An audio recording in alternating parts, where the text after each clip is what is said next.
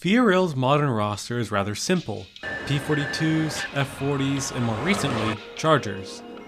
However, 4 locomotives hide within the outskirts of Montreal, working behind the scenes of our favorite Canadian rail company.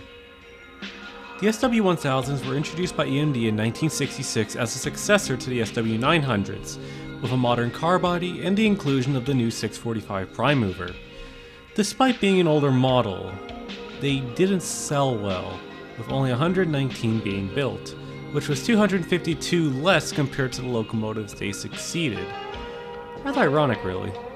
Inland Steel would be one of these buyers, purchasing 4 units in total, numbered 115 to 118.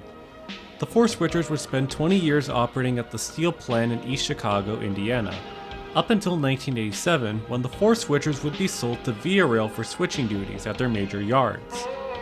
The units would be repainted before being shipped to Via, with 202 and 204 being distinct for carrying a blue stripe along the hood, mimicking the F40s in some way, while 201 and 203 were just simply grey and yellow. The units would often be shuffled between Toronto and Montreal to perform switching duties, but as of recent years, however, they've mostly just been stuck in Montreal. As of today, only 202 and 204 survived, while 201 and 203 were sold off in the mid-1990s.